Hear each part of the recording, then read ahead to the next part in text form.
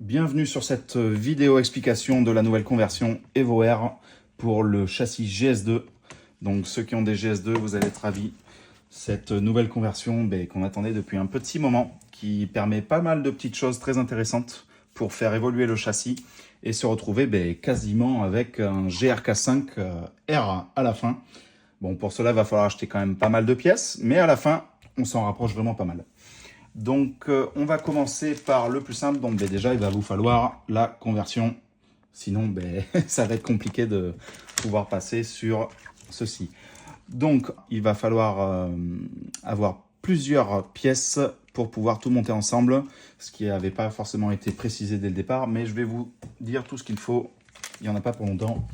Donc, en complément de la conversion carbone, il va vous falloir ce petit adaptateur couronne et pignon pour le renvoi d'angle, parce que du coup, sur le GS2, on n'a pas exactement le même anthrax d'origine que sur un GRK5, donc il faut rattraper cette distance.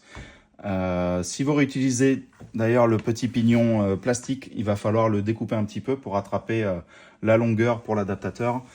Il faut que le pignon il fasse 15 mm. Ça, vous l'avez dans la petite notice qui est fournie avec le kit de conversion.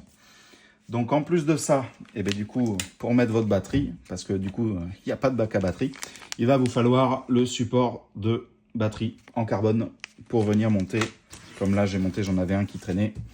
Hop là, le support de batterie pour pouvoir monter dessus. Donc ce qui est pas mal sur cette nouvelle conversion, c'est qu'on va avoir plusieurs trous de réglage pour choisir si on veut mettre la batterie plus en avant ou plus en arrière. J'ai une ancienne conversion de GRK5 pour comparer. Donc, anciennement, il n'y avait qu'un seul trou. Donc là, vous n'aviez pas le choix de bouger la batterie comme vous le souhaitiez. Donc là, sur cette nouvelle conversion, on peut. Donc, c'est vraiment pas mal. En complément, donc du coup, sur le GS2 mode, vous aviez donc du coup les supports en aluminium. Donc du coup, pour cette conversion-là, il va falloir les changer parce que du coup, c'est pas du tout le même anthrax entre les deux. Donc, il va falloir cette pièce-là. Voilà. Donc cette pièce-là qui va permettre de le monter le cerveau de la même position que le GS2 d'origine, ou alors de le mettre en position verticale comme sur un GRK5 ici.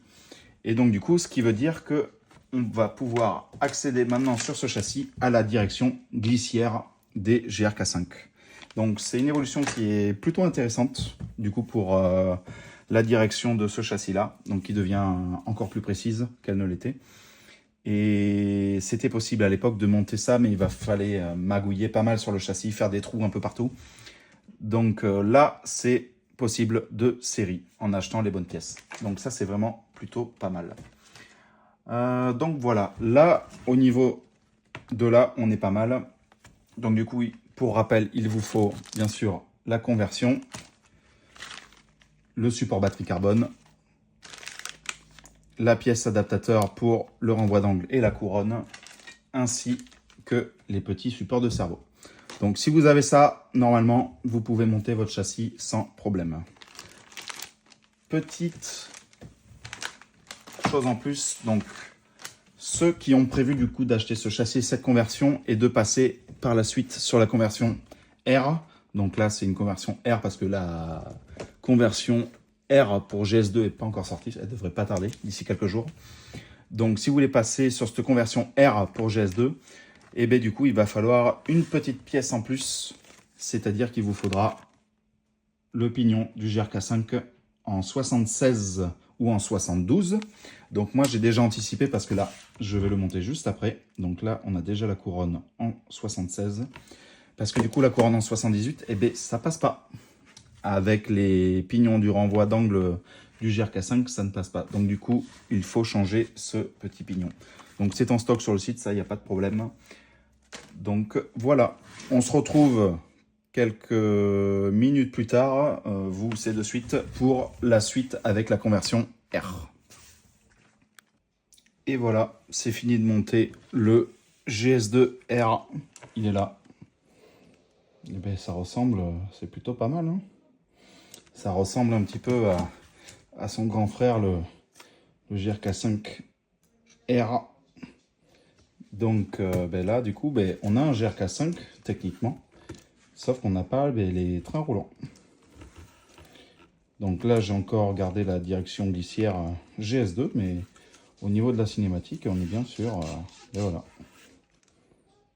Ça se passe de commentaires, c'est plutôt joli. Hein. C'est de la belle pièce.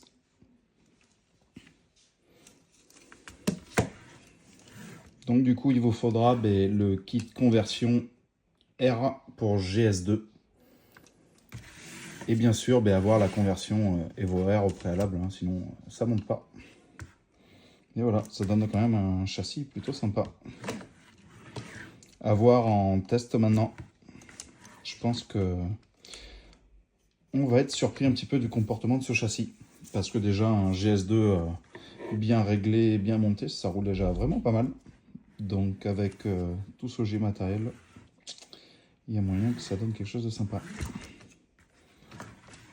Ce sera peut-être l'occasion d'une prochaine vidéo. À bientôt.